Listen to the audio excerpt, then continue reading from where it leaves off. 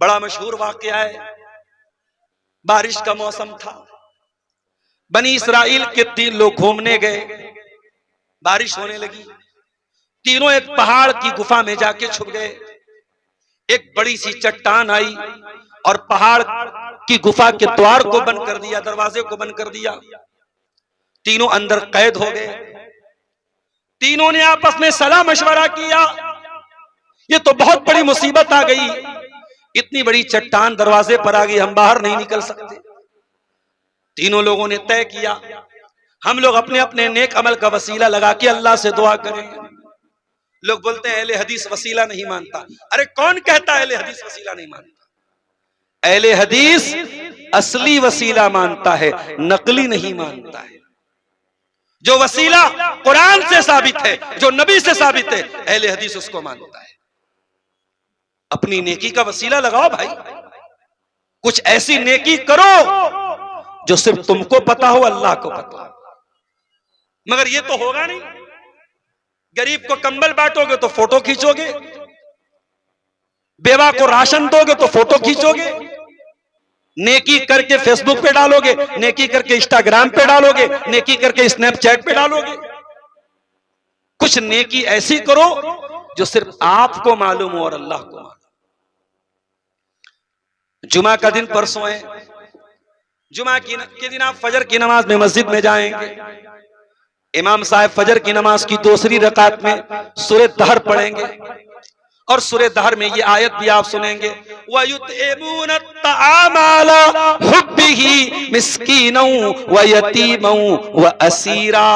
मेरे नेक बंदे गरीबों को खाना खिलाते हैं, अनाथों को खाना खिलाते हैं, कैदियों को खाना खिलाते हैं। अभी सूडान से जो तस्वीरें आ रही हैं, अल्लाहु अकबर, देख के रोंगटे खड़े हो जाए। अल्लाह हमारे सूडान के मुसलमान भाइयों पर रहम फरमाए। गाजा से बुरे हालात है वहां। अभी मैंने एक वीडियो देखा, फोटो देखा कि जिंदा आदमी को ताबूत में रख के उसको दफन किया जा रहा है। जिंदा आदमी, सैकड़ों लोगों को मार डाला जा रहा है। अल्लाह रहम फरमाए। अल्लाह के नेक बंदे यतीमों को खाना खिलाते हैं, कैदियों को खाना खिलाते हैं, गरीबों को खाना खिलाते हैं। और क्या बोलते हैं, इन्नमा नुतइमुकुम लिवजहिल्लाह, हम तो तुम्हें अल्लाह के लिए खिलाते हैं। ला नुरीदु मिनकुम जज़ाआ वला नुरीदु मिनकुम शुकूरा, हमें तुमसे कोई बदला नहीं चाहिए, हमें तुमसे कोई शुक्रिया नहीं चाहिए। तो नेकी वो करो जिसमें कोई थैंक यू बोलने की नौबत भी ना है। नेकी करके भूल जाओ, ऐसी नेकी मुश्किल टाइम में आपके काम आए। बनी इसराइल के तीनों लोग कार में फंस गए। तीनों लोगों ने अपने अपने नेक अमल का वसीला लगाया। उन तीनों में से एक ने दुआ की, अल्लाहुम्मा इन्नहु कानत ली बिन्तु अम्मिन उहिब्बुहा। आय अल्लाह, मेरी चचा की लड़की थी, मैं बहुत प्यार करता था, इतना प्यार करता था जो एक लड़का किसी लड़की से कर सकता है। हमारे नौजवानों का बड़ा फेवरेट टॉपिक है प्यार और मोहब्बत। पूरी नौजवान नस्ल बर्बाद है प्यार और मोहब्बत के नाम। जब से जियो का फ्री इंटरनेट आ गया, रात रात भर चैटिंग हो रही है, रात रात भर बातें हो रही है। मेरी बहनों, बड़े साफ अल्फाज में आपसे एक बात कहता हूं, ये जो सोशल मीडिया पे तुमसे प्यार जाहिर करता है, इसे कोई प्यार व्यार नहीं है तुमसे।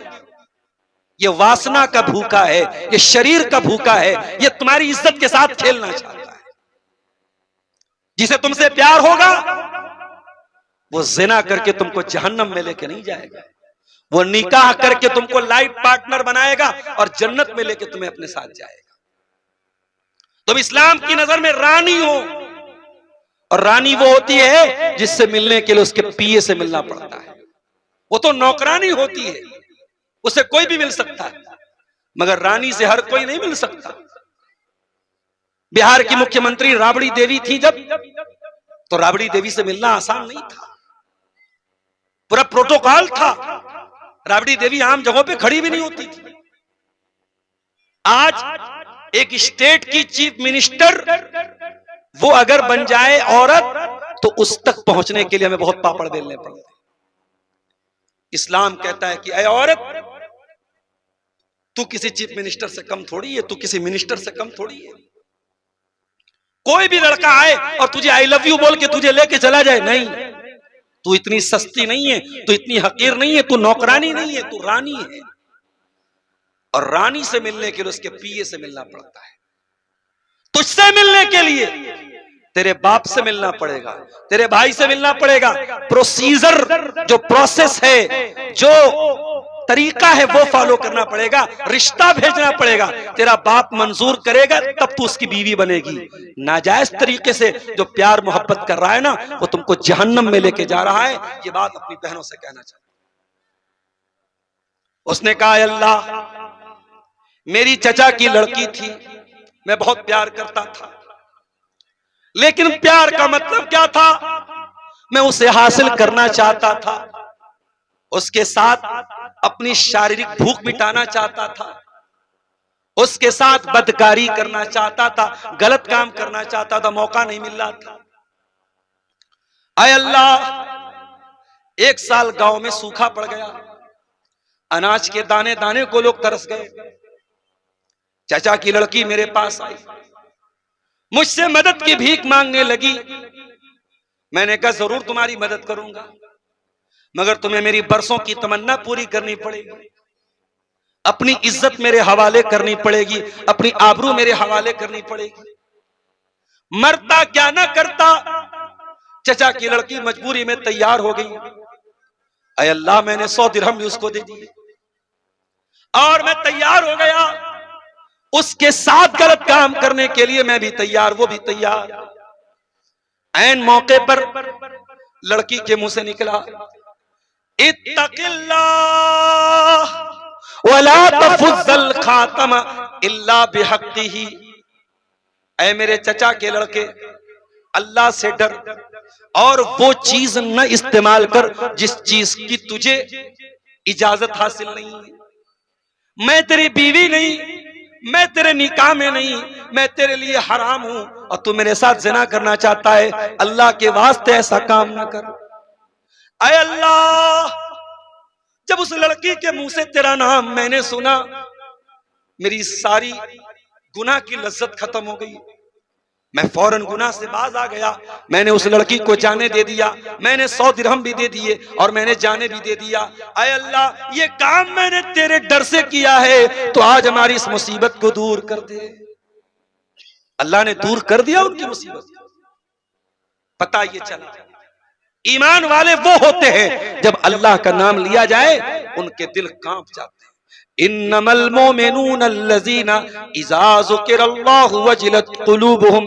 ईमान वाले तो वो होते हैं जब अल्लाह का नाम उनके सामने लिया जाए उनका दिल कांप जाता है। व इज़ा तुलियत अलैहिम आयातुहु ज़ादतहुम ईमाना। और जब उनके सामने अल्लाह की आयतें पढ़ी जाती हैं, जब कुरान की आयतें पढ़ी जाती हैं, वो रोने लगते हैं, उनका ईमान बढ़ जाता है। अरे हम तो इतने पत्थर दिल हो गए, आज कुरान सुन करके भी हमारे दिलों से आंसू नहीं बहता है। आज खाने काबा में देख लो, शेख अब्दुर्रहमान अस्सुदैस नमाज पढ़ा रहे हैं, शेख सऊद शुरैम नमाज पढ़ा रहे हैं, शेख यासिर अद-दौसरी नमाज पढ़ा रहे हैं, शेख बंदर बलीला नमाज पढ़ा रहे हैं, कुरान की तिलावत कर रहे हैं। अजाब का जिक्र आया, जहन्नम का जिक्र आया, इमाम साहब रोने लगे, पीछे पब्लिक भी रोने लगी, अवाम भी रोने लगी, मुक्तदी भी रोने लगे। कुरान सुन के इंसान रोने लगता है, मगर हम नहीं रोते हैं। हमारा ईमान इतना कमजोर हो चुका है और दिल इतना कठोर हो चुका है कि कुरान सुन करके भी हमारी आयतों से, हमारी आंखों से आंसू नहीं बनते। अल्लाह कुरान में कहता है, इज़ा तुतला अलैहिम आयातुर रहमानी खर्रू सुज्जदन व बुकिया। मेरे नबियों के सामने जब कुरान की आयतें पढ़ी जाती हैं, मेरे नबी रोने लगते हैं, मेरे नबियों की आंखों से आंसू बहने लगते हैं, अल्लाह की बारगाह में सजदे में गिर जाते हैं। अल्लाह के आखिरी नबी को देखो, अल्लाह के प्यारे नबी हजरत अब्दुल्ला बिन मसूद से कहते हैं, अय अब्दुल्ला इकरा अलैयल कुरान, अय अब्दुल्ला मुझे कुरान पढ़ के सुनाओ। हजरत अब्दुल्ला कहते हैं, अय अल्लाह के नबी, मैं आपको कुरान पढ़ के कैसे सुनाऊं, ये कुरान तो आप ही के ऊपर उतरा है। आपने फरमाया, अय अब्दुल्ला, आज दूसरे के मुंह से कुरान सुनना चाहता हूं, कुरान सुना भी करो। हेडफोन लगाने वालों, एयरपॉड लगा करके रात दिन गाना सुनने वालों, कभी कुरान भी सुन लिया करो। अल्लाह के बंदो, अल्लाह की कसम, किसी अच्छे कारी की आवाज में कुरान सुन लो, रोंगटे खड़े हो जाएंगे। आपकी भाषा नहीं है अरबी, आपको अरबी समझ में नहीं आती, लेकिन आप कुरान सुनेंगे अच्छे कारी की आवाज में, आपको लगेगा कि आपके रोंगटे खड़े हो रहे हैं। ये कुरान का कमाल है, ये अल्लाह की किताब का कमाल है। नबी अकरम ने फरमाया, अब्दुल्ला, मैं आज तुम्हारे मुंह से कुरान सुनना चाहता हूं। अब्दुल्ला बिन मसूद कुरान पढ़ने लगे, सूरह निसा की तिलावत करने लगे। अब्दुल्ला बिन मसूद कुरान पढ़ते चले जा रहे हैं और अल्लाह के प्यारे नबी सुनते चले जा रहे हैं। कुरान पढ़ते पढ़ते हजरत अब्दुल्ला इस आयत पर पहुंचते हैं, फकैफ इज़ा जिना मिन कुल्ल उम्मतिन बिशहीदिन व जिना बिका अला हाउलाई शहीदा। ऐ नबी, आपका क्या हाल होगा जब कयामत के दिन सारी उम्मत पर हम आपको गवाह बना के लाएंगे। जब ये आयत पढ़ी गई, हजरत अब्दुल्ला कहते हैं, अल्लाह के नबी ने फरमाया, हस्बुका, अय अब्दुल्ला, बस करो, बस करो, रुक जाओ। मैंने नजर उठा के देखा, फईजा ऐनाहु तजरीफान, अल्लाह के नबी की दोनों आंखों से आंसू बह रहे थे। अल्लाह के नबी रो रहे थे। हमारी आंखें तो मेरे भाई खुश्क हो चुकी हैं, सूख चुकी हैं। हमारी आंखों से अब दुनिया की मोहब्बत में आंसू निकलता है, दुनिया की तकलीफ में आंसू निकलता है, अल्लाह की मोहब्बत में कभी आंसू नहीं निकलता है। इन आंखों को रोना भी सिखाओ मेरे साथी, इन आंखों को रोना भी सिखाओ। ये आंखें अल्लाह के खौफ से रोना शुरू कर देंगी तो जहन्नम की आग को बुझा सकता है आपका ये रोना। अल्लाह के प्यारे नबी फरमाते हैं, ऐनानी ला तमस्सुहुमुन नार, दो किस्म की आंखें ऐसी हैं जो जहन्नम की आग में नहीं जलेंगी। ऐनुन बातत तहरुसु फी सबीलिल्लाह, एक वो आंख है जो अल्लाह की राह में चौकीदारी करती है। व ऐनुन बकत मिन खशियतिल्लाह, और एक वो आंख है जो अल्लाह के खौफ से आंसू बहाती है। अल्लाह के खौफ से रोने वाले ईमान वाले होते हैं मेरे प्यारे साथी। व अला रब्बिहिम यतवक्कलून, और अल्लाह कह रहा है मेरे ईमान वाले बंदे वो होते हैं जो अल्लाह के ऊपर भरोसा करते हैं। तावीज, आपके यहां तावीज गंडा चलता है कि नहीं चलता है? चलता है। अफसोस की बात है, अहले हदीसों के यहां भी अब कहीं कहीं गंडा तावीज चलने लगा है। छोटे बच्चों को औरतें मालिश करती हैं, मालिश के बाद उनके माथे पे टीका लगाती है। पूछो ये टीका क्यों लगाया? कहती है नजर का टीका लगाया है, नजर ना लगे। माफ करना, तुम्हारे काजल का टीका लगाने से किसी को नजरे बद से बचाया नहीं जा सकता। मेरी प्यारी माँ और बहनों, काश कि आपने वो दुआएं सीखी होती जो अल्लाह के नबी अपने बच्चों को पढ़ के दम करते थे, तो तुम्हें काजल का टीका लगाने की नौबत ना आती। मेरे नबी अपने दोनों नवासों को, हजरत हसन को, हजरत हुसैन को क्या पढ़ के दम करते थे? उईज़ुकुमा बिकलिमातिल्लाहि ताम्मा मिन कुल्ले शैतानिन व हाम्मा व मिन कुल्ले ऐनिल लाम्मा। बड़ी प्यारी दुआ है, बच्चों को पढ़ के दम कर दो। आए मेरे बच्चे, मैं तुझको अल्लाह की पनाह में देता हूं, अल्लाह के मुकम्मल कलिमात की पनाह में देता हूं। हर शैतान से अल्लाह तेरी हिफाजत करे, हर नजरे बद से अल्लाह तेरी हिफाजत करे। तो दुआएं तो आती नहीं है। और माफ कीजिएगा, बड़े अब माजरत के साथ कहना पड़ता है कि आज हमारी औरतें जलसों में भी जाती हैं तो तकरीर कम सुनती हैं और फैशन ज्यादा करती हैं। तकरीर कहां सुनी जाती है? सीमांचल के जलसों में कहीं कहीं जलसे वाले पोस्टर पे लिखते हैं हमारे यहाँ मेला लगाने की इजाजत नहीं है, दुकान लगाने की इजाजत नहीं है, वरना 90% सीमांचल के किशनगंज, अररिया, पूर्णिया, कटिहार के प्रोग्रामों में मेला लगता है। और ये तमाम औरतें माशाल्लाह उस मेले में ज्यादा लगी रहती हैं और पिंडाल के नीचे कम आपको मिलती है, तकरीर में कम मिलती है। और जलसे में तकरीर सुनने के बाद जरूरी नहीं है कि आपको इस्लाम की सारी जानकारी आ जाए। आपको बार बार इस्लाम के बारे में सीखना होगा, जानना होगा। हर जुमा के खुतबे में अपने घर की औरतों को भेजो मेरे प्यारे साथी। हर गांव की जामा मस्जिद में औरतों के लिए इंतजाम करो। और ये जो आपने बनात खोल के रखे हैं, लड़कियों को आलिमा बना, क्यों बनाया आलिमा भाई? आलिमा इसीलिए बनाया है कि लड़की का रिश्ता अच्छा लग जाए? नहीं, आलिमा बनाया है तो उसके इल्म का यूज भी करो। कुछ औरतों के विशेष प्रोग्राम हो, स्पेशल प्रोग्राम, लेडीज के प्रोग्राम हो, जहां कोई आलिमा उनको बैठ करके दर्स दे, उनको वजू का तरीका सिखाए, उनको नमाज का तरीका सिखाए, उनको गुस्ल का मसला बताए, उनको पाकी नापाकी का मसला बताए, उनको ईमान के बारे में बताए। आज औरतें नावाकिफ हैं, नादान हैं, नहीं है उनको कोई जानकारी। और हालात इतने बुरे हैं कि डेली हमारे पास खबरें आ रही हैं मुसलमान लड़कियों के मुर्तद होने की। उत्तर प्रदेश जैसी जगह और बरेली जैसी जगह, अभी वहां की न्यूज कल सोशल मीडिया पर मैंने देखी।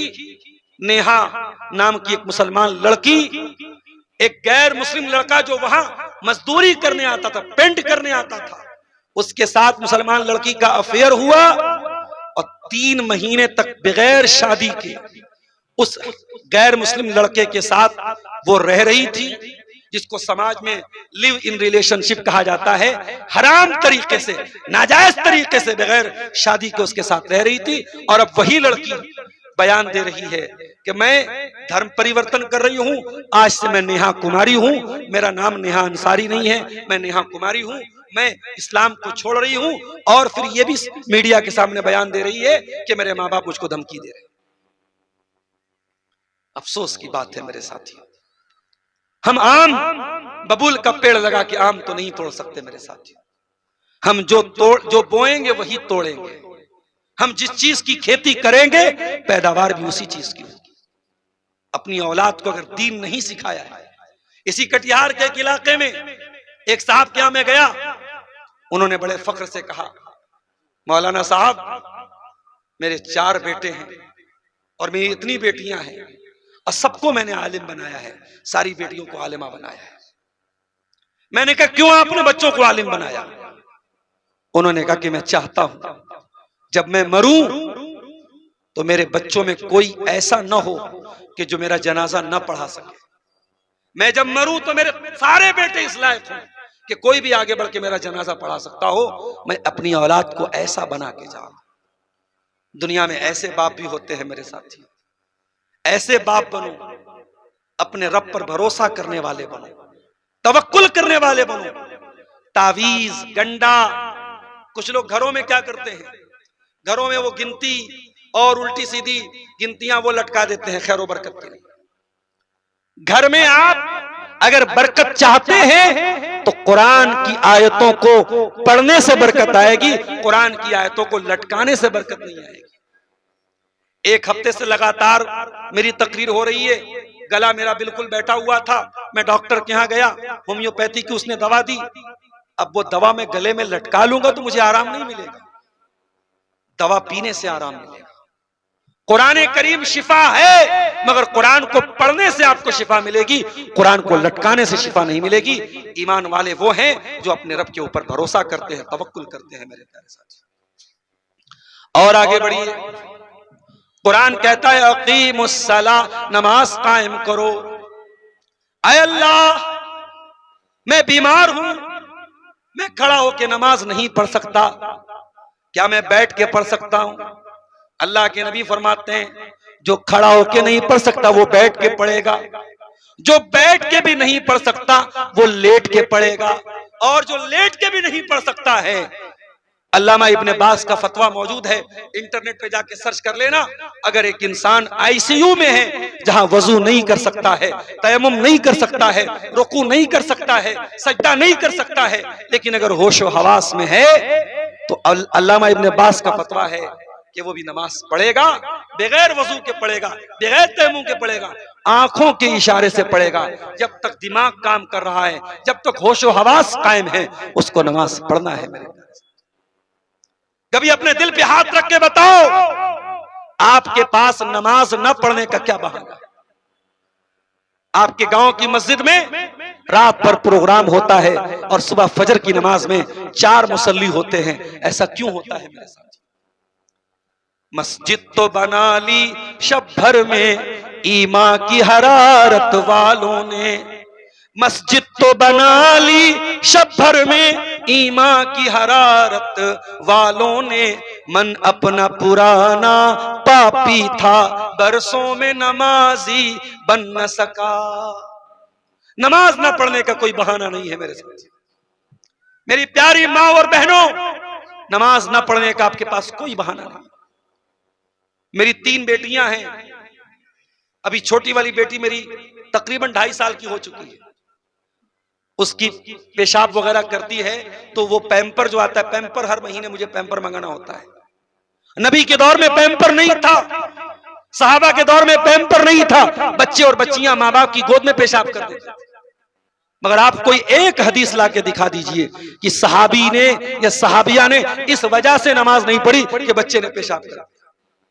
आज आपके पास सहूलत है, बच्चों के लिए पैम्पर है, खाना बनाने के लिए गैस का चूल्हा है, कपड़ा धोने के लिए वॉशिंग मशीन है, पानी गर्म करने के लिए आपके पास इलेक्ट्रिक केतली है। कितनी सहूलतें हैं आपके पास। अगर आप नमाज नहीं पढ़ते हैं तो याद रखिए अल्लाह को हिसाब देना पड़ेगा मेरे साथ। कुरान कहता है बलिल इंसान अला नफ्सिही बसीरा वलौ अलका माजीरा।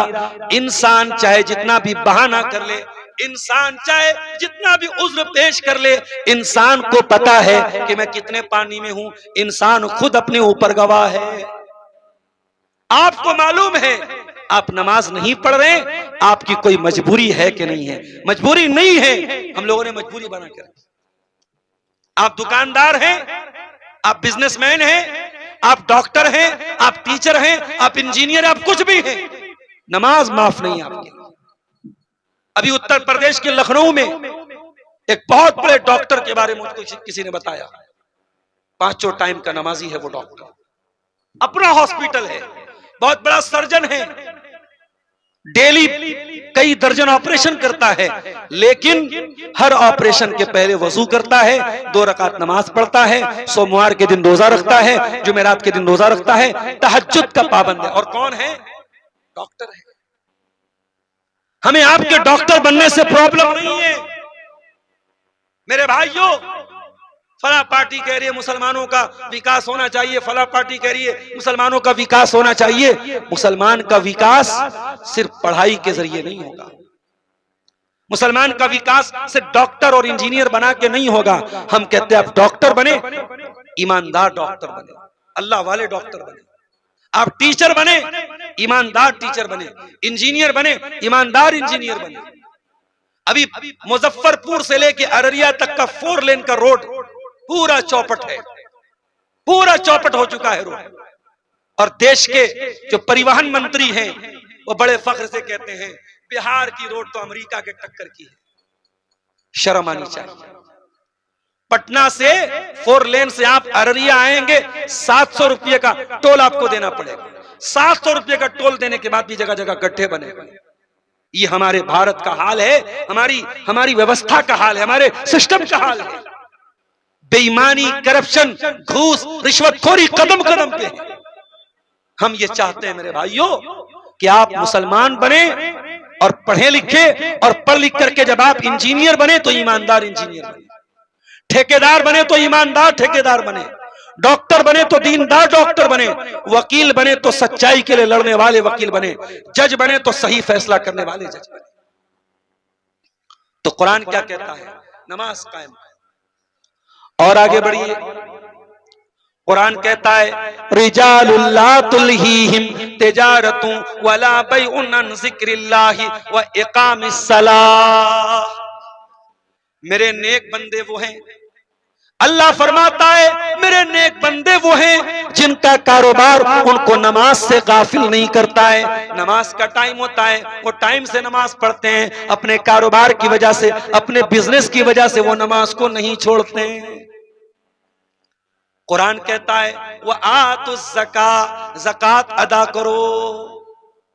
आज मुसलमान अपने माल की सही ज़कात निकाल दे तो कोई गरीब नहीं बचेगा मेरे साथ, कोई भूखा नहीं रहेगा, कोई यतीम बच्चा भूखा नहीं सोएगा, कोई बेवा औरत भूखी नहीं सोएगी अगर अपने माल की सही ज़कात हम निकालें।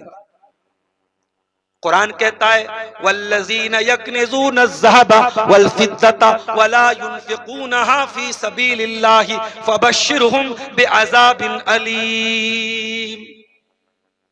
जो लोग सोना चांदी इकट्ठा करते हैं और अपने सोना चांदी की ज़कात नहीं निकालते हैं, अगर आपके पास 85 ग्राम सोना है, 85 ग्राम सोना है, अगर आपके पास 595 ग्राम चांदी है, आपके ऊपर ज़कात फर्ज है और आप अपने माल की ज़कात नहीं निकालते हैं, तो कुरान क्या कहता है फबश्शिरहुम बिअज़ाबिन अलीम, उनको दर्दनाक अजाब की बशारत सुना दो।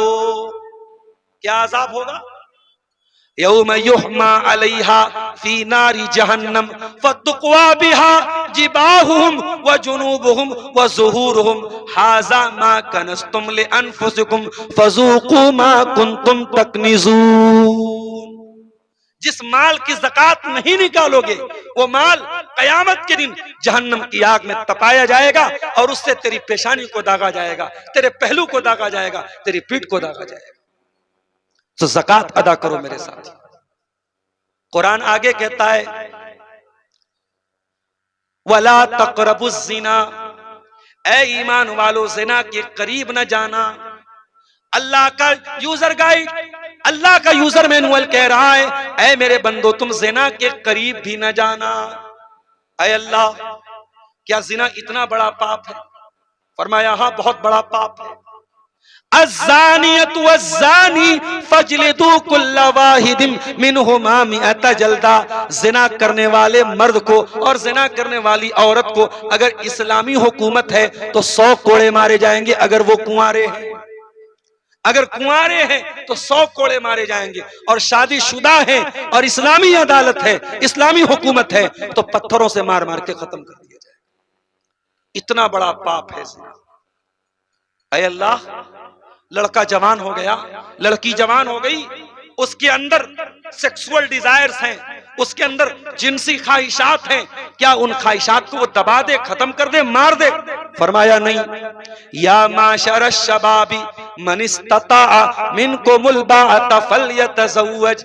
ऐ नौजवानों, जब तुम शादी के काबिल हो जाओ शादी कर लो, शादी कर लो। फ़इन्नहु अग़ज़्ज़ु लिलबसर व अहसनु लिलफ़र्ज। शादी करने से तुम्हारी नजरें झुक जाएंगी, तुम्हारी शर्मगाह महफूज हो जाएगी।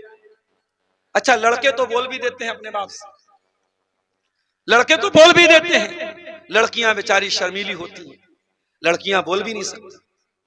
लड़की 25 साल की हो गई, 30 साल की हो गई, शादी नहीं, क्यों नहीं कर रहे हो भाई? जहेज का इंतजाम नहीं हो रहा है, हमारी बरादरी का रिश्ता नहीं मिल रहा है, हमारे बराबर के लोग नहीं मिल रहे हैं। ये ढकोसले बंद करो, अपनी लड़कियों की सही समय पर शादी करो, अपने लड़कों की सही समय पर शादी करो, शादी को आसान करो। बारात की रस्म, जहेज की रस्म, हल्दी की रस्म, मंगनी की रस्म खत्म करो, सिंपल तरीके से, सुन्नत तरीके से शादी करो मेरे साथ।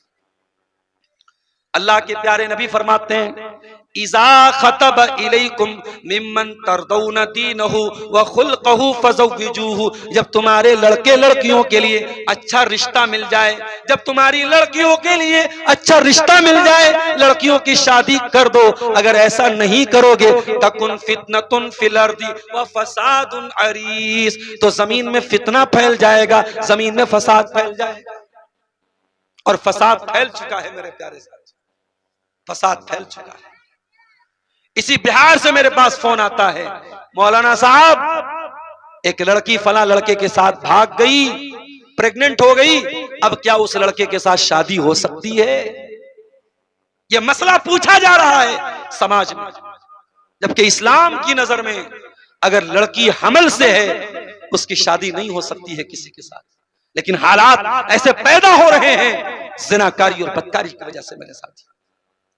इसीलिए इस्लाम जिनाकारी को रोकने के लिए इस्लाम ये हुक्म देता है कि मर्द और औरत के दरमियान नाजायज तरीके से कोई मिलाप नहीं होना चाहिए।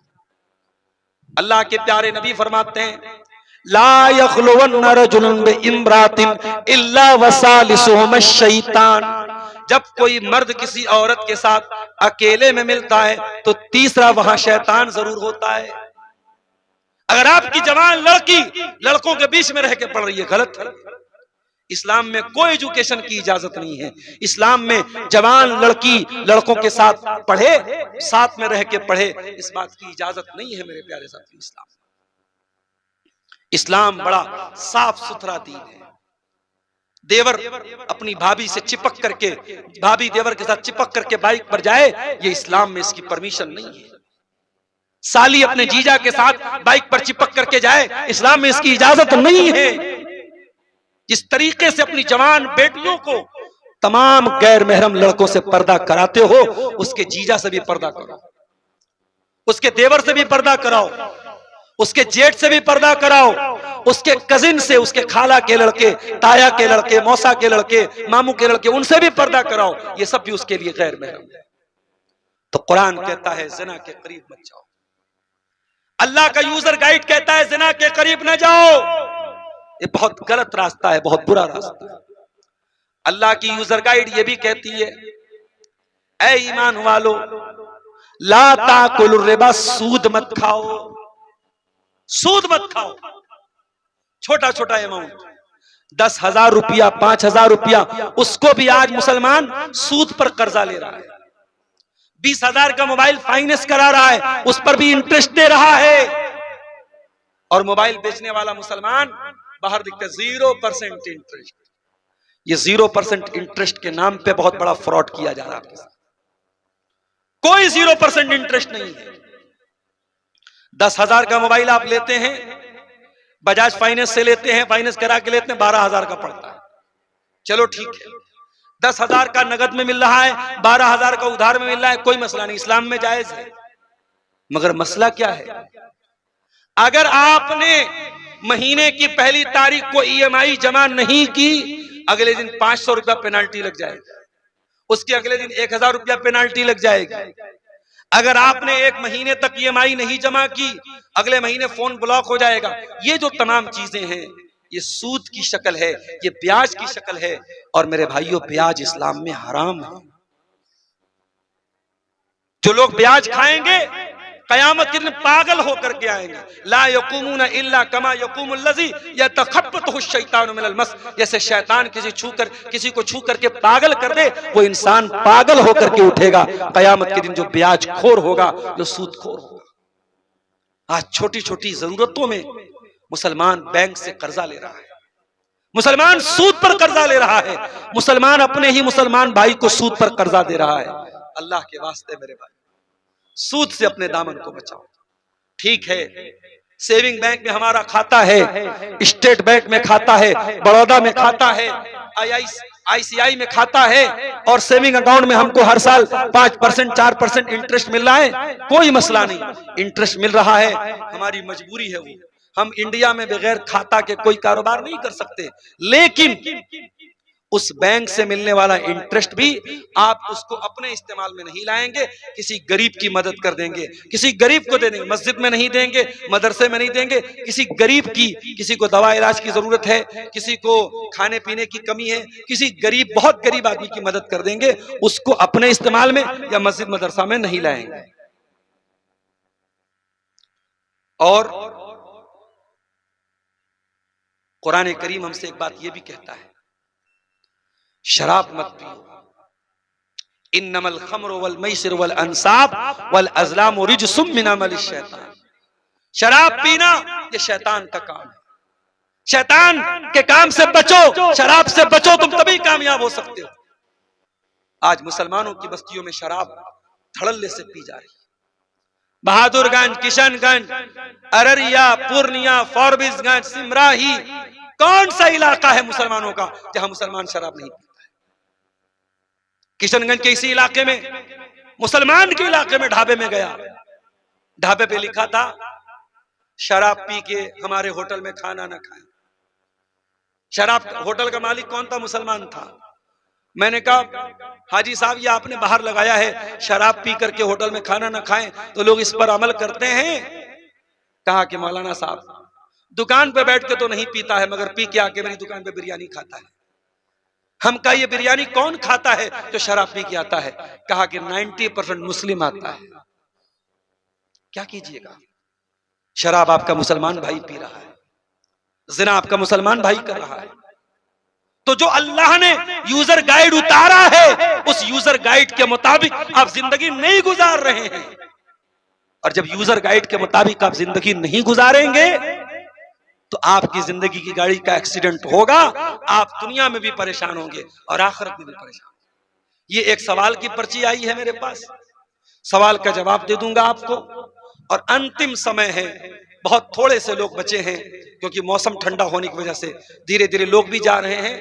आखिरी समय में ये गुजारिश भी करूंगा, मैं बहुत दूर से चल के आया हूं आपके बीच में और ये जलसा आप देख रहे हैं मदरसा दारुस्सलाम डांगी बस्ती सादिक चौक, ये इस मदरसे का प्रोग्राम है।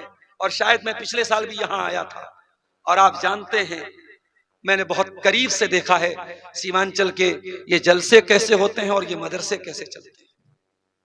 छोटे छोटे बच्चे बेचारे मदरसे में पढ़ने वाले ऑटो पे बैठ के रिक्शे पे बैठ के पूरे गांव गांव घूमते हैं, चंदा करते हैं। उसके बाद ये इजलास होता है और फिर जलसे में होने वाले चंदे से ये मदरसा साल भर चलता है।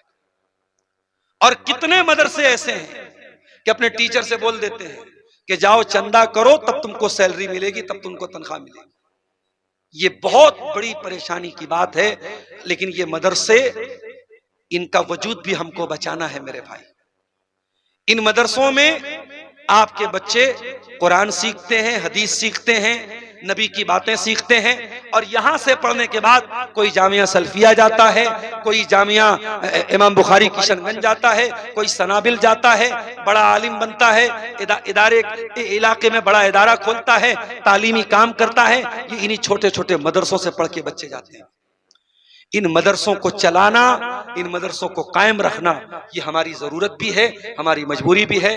मैं बड़े अदब के साथ आपके समस्त ये अपील करता हूं, अनुरोध करता हूं, निवेदन करता हूं कि आप आएं और इस मदरसे के लिए आप जो भी हो सके, आखिरी समय है, अंतिम समय है, जो भी हो सके आप मदरसे के लिए दान देते हुए जाएं। अल्लाह ताला आपका दान कबूल करे, आपका चंदा कबूल करे और मदरसे के हक में उसको कबूल फरमाए।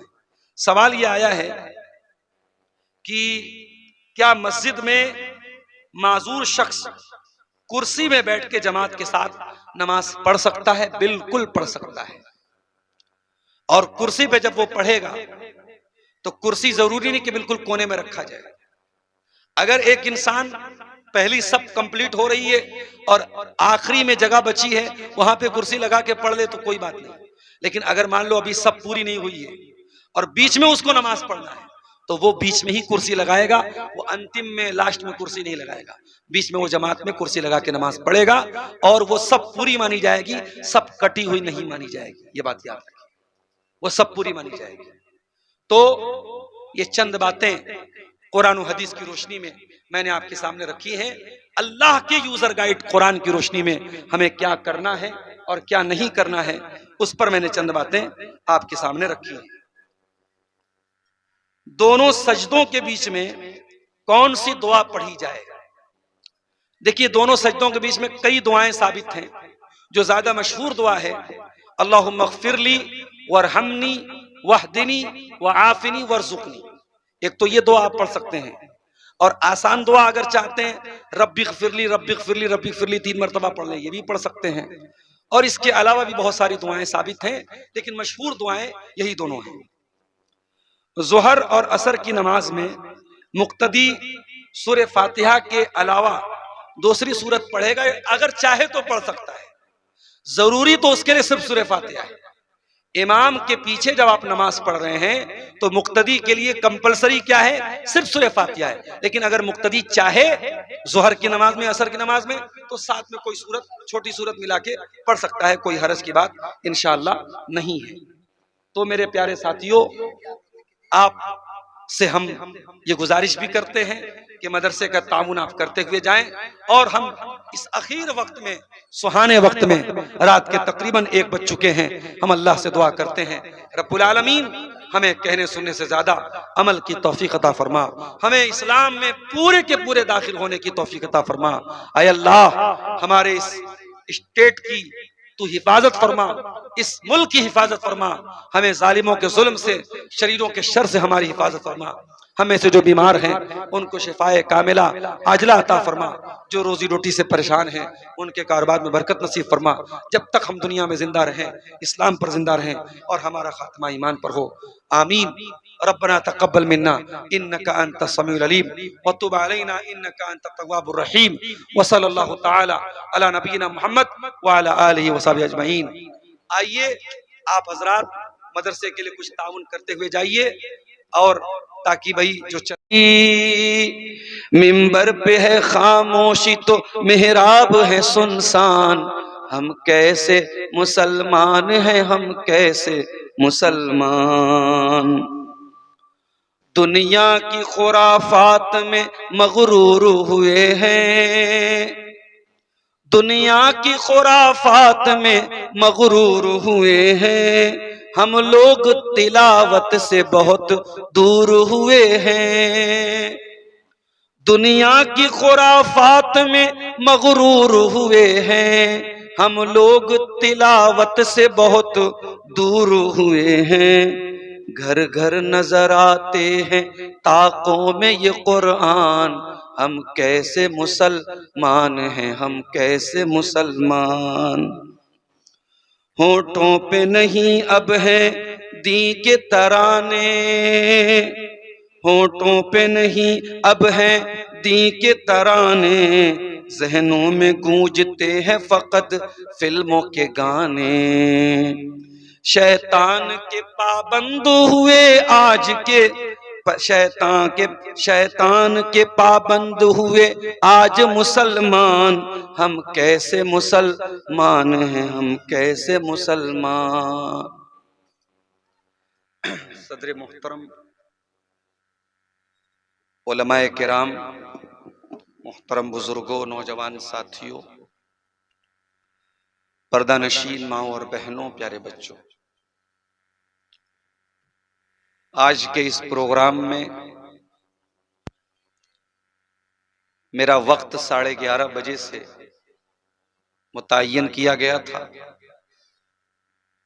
10 मिनट की ताखीर से मैं आपके बीच में पहुंचा हूं।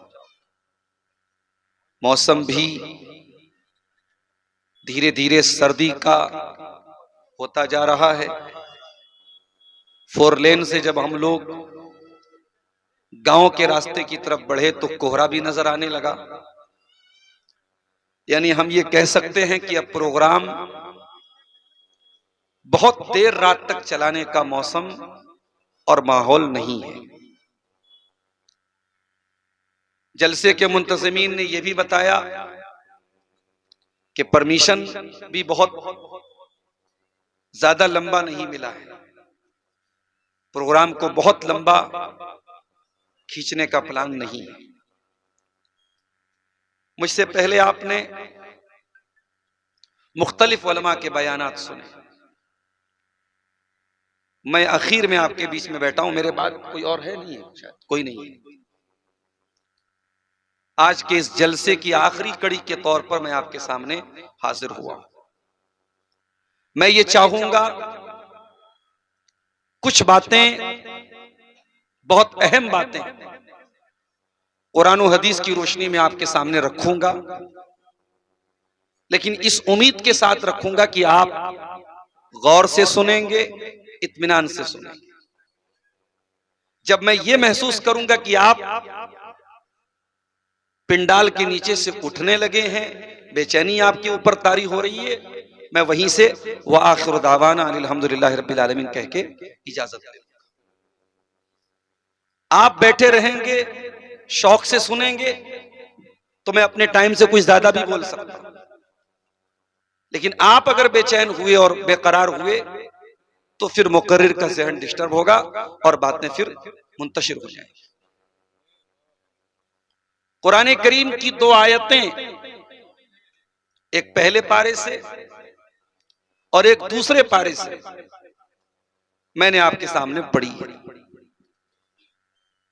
इन दोनों आयतों में अल्लाह तबारक व तआला ने हमें और आपको एक संदेश दिया है, एक पैगाम दिया है। पहली आयत यहूदियों के बारे में। यहूदी क्या करते थे? वो तौरात की कुछ बातों पर अमल करते थे, कुछ बातों पर अमल नहीं करते थे। एक मर्तबा अल्लाह के नबी के दौर में एक यहूदी ने किसी औरत के साथ ज़िना किया। अब जब ये ज़िना का मामला वो लेकर के गए अपने आलिम के पास, तो वो आलिम जो था वो दुनियादार था।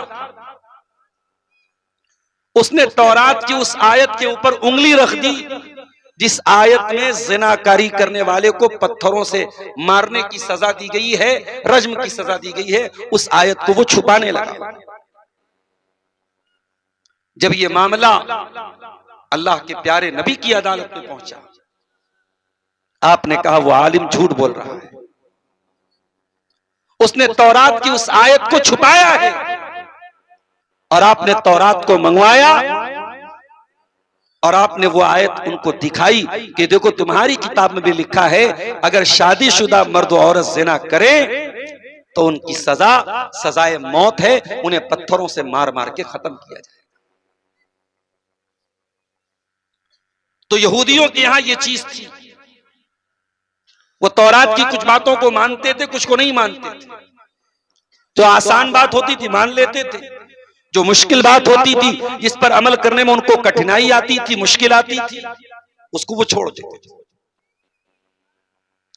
अल्लाह ने फरमाया अफतुमिनून बिबादिल किताब व तकफुरून बिबाज़।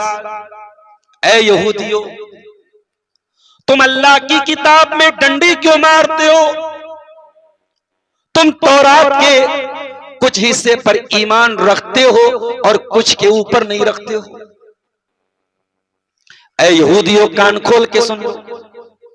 फमा जज़ाउ मन यफ़अलु ज़ालिका मिनकुम इल्ला खिज़युन फिल हयातिद दुनिया। जो ऐसा करेगा, जो अल्लाह की शरीयत में अपने मन के हिसाब से चूज करेगा, कुछ चीजों को ले लेगा, कुछ चीजों को नहीं लेगा, जो अल्लाह के दीन का बंटवारा करेगा, कान खोल के सुन लो, उसकी सजा दुनिया में जिल्लत और रुसवाई है। वो दुनिया में जलील होगा, रुसवा होगा। व यौमल क़ियामति युरद्दून इला अशद्दिल अज़ाब, और कयामत के दिन उसको और दर्दनाक अजाब दिया जाएगा। पता ये चला कि जब आप अल्लाह के दीन के साथ खिलवाड़ करेंगे, अल्लाह के कानून और अल्लाह के बनाए हुए नियमों का उल्लंघन करेंगे, अल्लाह की शरीयत पर अपने हिसाब से चलेंगे, तो आप दुनिया में भी जलील होंगे और आखिरत में भी अजाब मिलेगा। ये कुरान के पहले पारे की आयत थी जो मैंने आपके सामने पढ़ के सुना दी। दूसरी आयत जो मैंने पढ़ी थी वो भी सूरह बकरा की आयत है, वो कुरान के दूसरे पारे की आयत है। या अय्युहल्लज़ीना आमनू उदखुलू फिस्सिल्मि काफ़ा। ऐ ईमान वालो, इस्लाम के अंदर पूरे पूरे प्रवेश करो। Enter the Islam completely, enter the entire Islam. पूरे के पूरे इस्लाम में दाखिल हो जाओ, कंप्लीटली दाखिल हो जाओ, पूरे के पूरे दाखिल हो जाओ। बांग्ला में क्या बोलेंगे इसको? इस्लामे समझते क्या बोलेंगे? प्रवेश करें। हाँ, थोड़ी बहुत अल्प अल्प बांग्ला हमें बुझते पारी। इस्लाम में पूरे के पूरे दाखिल। अल्लाह किससे कह रहा है? हमसे और आपसे कह रहा है। क्यों? बिहार में इलेक्शन का माहौल है। किशनगंज के एरिया में मैं बैठा हूं। बिहार की बात आएगी तो किशनगंज की बात जरूर आएगी, और किशनगंज की बात आएगी तो दुनिया क्या बोलेगी? बहुत बड़ा बेल्ट है। किसका? मुसलमान।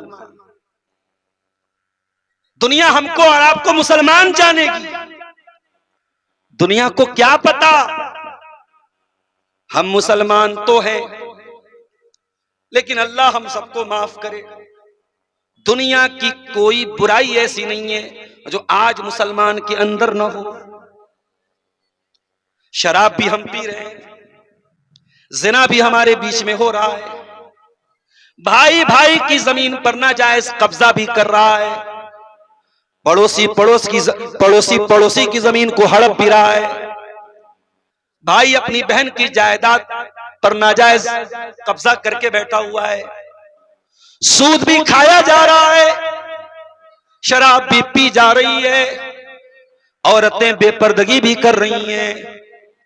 इन सब के बाद दुनिया हमें कहती है ये मुसलमान है। कुरान क्या कहता है? या अय्युहल्लज़ीना आमनू, ए ईमान का दावा करने वालों, ए इस्लाम का टाइटल लगाने वालों, ए अपने आप को मुसलमान कहने वालों, उदखुलू फिस्सिल्मि काफ़ा, इस्लाम में पूरे के पूरे दाखिल हो जाओ। इस्लाम को बदनाम न करो। बीमार दवाई खाता नहीं, बदनाम तबीब का नाम हुआ, हुए काम बुरे तो मुसलमान से बदनाम बेचारा इस्लाम हुआ। हमारी गलत हरकतों से आज इस्लाम बदनाम हुआ। कुरान कह रहा है यहूदियों के तरीके पे न चलो, इस्लाम में पूरे के पूरे दाखिल हो जाओ। वला तत्तबिउ खुतुवातिश शैतान, और ए ईमान वालों देखो शैतान के नक्शे कदम की पैरवी न करो, शैतान के पैरों के निशान पे न चलो, शैतान के फुट स्टेप्स पर न चलो। इन्नहु लकुम अदुव्वुम मुबीन, शैतान तुम्हारा खुला हुआ दुश्मन है। दुनिया में मेरे भाइयों हम कोई भी सामान यूज करते हैं उसका एक यूजर मैनुअल होता है। आप फ्रिज लाते हैं, फिर इसके साथ एक छोटी सी किताब मिलेगी। मोबाइल आप लेते हैं, मोबाइल के डब्बे में देखिएगा कागज होगा।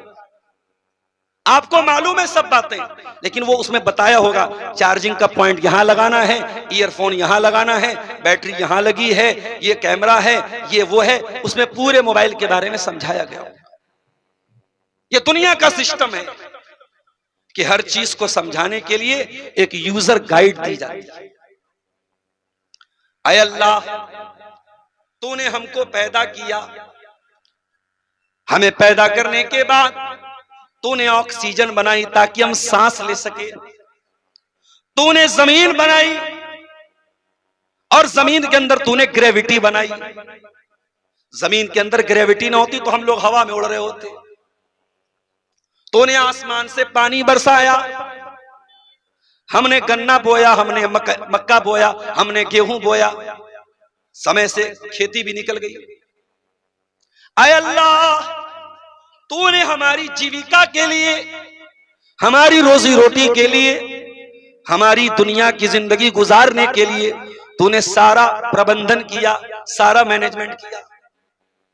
लेकिन ऐ अल्लाह, इस जिंदगी को गुजारने का क्या तूने कोई यूजर मैनुअल उतारा? क्या तूने कोई यूजर गाइड उतारी? क्या तूने कोई सिस्टम उतारा? अल्लाह जवाब देता है, शहरु रमज़ान अल्लज़ी उन्ज़िल फ़ीहिल क़ुरआन हुदल लिन्नासी व बय्यिनातिन मिनल हुदा वल फ़ुरक़ान। हाँ मेरे बंदो, हमने यूजर गाइड उतारी है, हमने रमजान के महीने में वो गाइड उतारी है, वो किताब उतारी है जिसका नाम कुरान है, हुदल लिन्नास। और ये किताब सारी मानवता के लिए हिदायत की किताब बन के आई है, सारी मानवता के लिए मार्गदर्शन करती है, सारी इंसानियत को सही रास्ता बताती है। ऐ अल्लाह, तूने किताब उतार दी, क्या इस किताब पर कोई ऐसा टीचर भी तूने उतारा जो किताब हमको पढ़ा करके प्रैक्टिकल करके दिखा दे? अल्लाह ने फरमाया, हाँ, वल्लज़ी बासा फिल उम्मिय्यीन रसूलन मिनहुम यतलू अलैहिम आयातिही व युज़क्कीहिम व युअल्लिमुहुमुल किताब वल हिकमा। ऐ लोगो, हमने अरब की धरती पर अपना आखिरी नबी भेजा और वो नबी तुमको कुरान एक्सप्लेन करके बताता है, कुरान की व्याख्या करता है, कुरान की इंटरप्रिटेशन करता है, कुरान पर प्रैक्टिकल अमल करके बताता है। तो कुरान अल्लाह की अंतिम, last and final user guide है, जिसमें अल्लाह ने हमें जीवन गुजारने का, जिंदगी गुजारने का सिस्टम बताया है मेरे साथ। और हम ये भी जानते हैं मेरे भाई, दुनिया के हर सिस्टम में कुछ डूज होते हैं, कुछ डोंट्स होते हैं, कुछ काम करने वाले होते हैं, कुछ काम न करने वाले होते हैं। मिसाल के तौर पे मोबाइल पर आप उसकी यूजर गाइड पे पढ़ेंगे, उस पे लिखा रहेगा इसको पानी से बचाना है। अगर आपने अपना मोबाइल पानी में डाला तो वारंटी खत्म हो जाएगी। मोबाइल के ऊपर यह भी लिखा रहता है उसको आग के पास लेके न जाएं। मोबाइल के बारे में यह भी लिखा रहता है उसको दिल के पास ना रखें, उसकी अल्ट्रा वेव्स जो होती हैं वो दिल को के ऊपर असर डालती हैं। तो मोबाइल के यूजर गाइड में यह लिखा है ये काम करना है या नहीं करना है।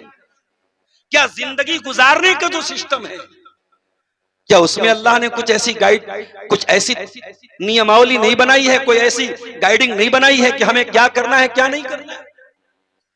यकीनन बनाई है अल्लाह। और कुरान हमें बताता है कि हमें क्या करना है और क्या नहीं करना है। और जब क्या करना की बात आती है तो कुरान सबसे पहले हमसे क्या कहता है? आमिनू बिल्लाह, अल्लाह पर ईमान लाओ। आए अल्लाह, हम तेरे ऊपर ईमान ले आए। अब ईमान की पहचान क्या है, ईमान की अलामत क्या है, ईमान का संकेत क्या है? कुरान कहता है इन्नमल मोमिनून अल्लज़ीना इज़ा ज़ुकिरल्लाहु वजिलत कुलूबुहुम। अरे ईमान वालों की निशानी ये है जब अल्लाह ताला का नाम लिया जाए उनका दिल कांप जाए। आज दिल कांपता है। अरे मस्जिद में बैठ के लोग शराब पीते हैं, मस्जिद में बैठ के जुआ खेलते हैं, मस्जिद में बैठ के हराम काम करते हैं। आज अल्लाह का डर निकल चुका है दिलों से। साउथ इंडिया में मैं रमजान में जाता हूं। एक साल रमजान में गया, एक लड़का पकड़ा गया मस्जिद में रमजान के महीने में रोजे की हालत में गलत काम करते हुए मस्जिद में पकड़ा गया। इनकार करने लगा, मैंने नहीं किया है, सीसीटीवी कैमरा लगा था उससे पकड़ा गया।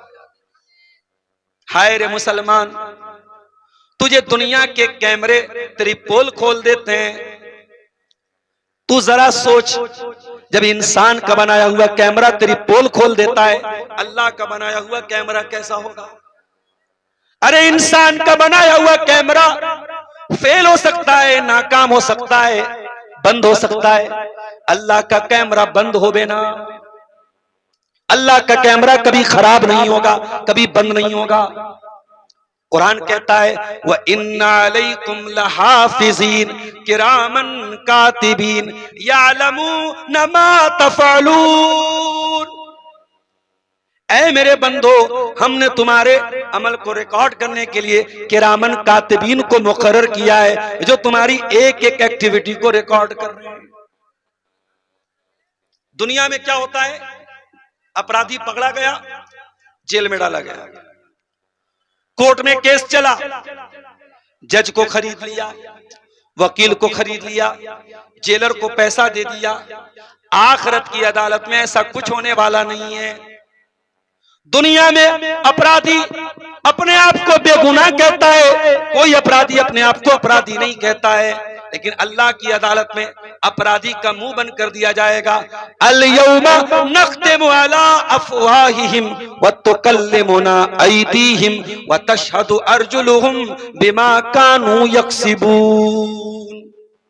आज हम तेरे मुंह पर मुहर लगा देंगे, न तेरा हाथ आज बताएगा तूने हाथ से क्या क्या गुनाह किया। तेरा पैर बोलेगा तूने पैर से कहां कहां तू चल के गया था, कौन कौन सी गलत जगहों पे तू गया था। हत्ता इज़ा मा जाऊहा शहीद अलैहिम समउहुम व अबसारुहुम व जुलूदुहुम बिमा कानू यामलून। कयामत के दिन तेरे कान तेरे खिलाफ गवाही देंगे, तेरी आंखें तेरे खिलाफ गवाही देंगी, तेरे बदन की चमड़ी तेरे खिलाफ गवाही देगी। वक़ालू लिजुलूदिहिम लिमा शहिदतुम अलैना क़ालू अंतक़नल्लाहुल्लज़ी अंतक़ कुल्ल शै। इंसान अपनी चमड़ी से बोलेगा तू कैसे बात कर रही है, तू कैसे बोल रही है। इंसान की चमड़ी कहेगी आज अल्लाह ने हमको बोलना सिखा दिया है। अल्लाह की अदालत में कैसे बचोगे मेरे प्यारे साथी? अल्लाह की अदालत से नहीं बच सकते। वहां सारी जिंदगी की रिकॉर्डिंग ऑन कर दी जाए। यहां तो आपका कोई जुर्म पकड़ा जाए तो आपके पास बचने के 100 बहाने। कयामत के दिन कैसे बचेंगे मेरे प्यारे साथी? वकुल्ल इंसानिन अल्ज़मनाहु ताइरहु फी उनुक़ि व नुख़रिजु लहू यौमल क़ियामति किताबन यल्क़ाहु मंशूरा। कयामत के दिन हम तेरा नाम अमाल तेरी गर्दन में डाल देंगे और हम कहेंगे इक़रा किताबका कफ़ा बिनफ़्सिकल यौमा अलैका हसीबा। ले अपनी किताब तू खुद पढ़ ले, अपना नाम अमाल तू खुद पढ़ ले, तू बता दे तेरे साथ क्या हिसाब होना चाहिए। तो मेरे भाइयों, ईमान वाले बनो। और ईमान वाले कौन है? इन्नमल मोमिनून अल्लज़ीना इज़ा ज़ुकिरल्लाहु वजिलत क़ुलूबुहुम। ईमान वाले वो होते हैं जब उनके सामने अल्लाह का नाम लिया जाए तो वो कांप जाते हैं।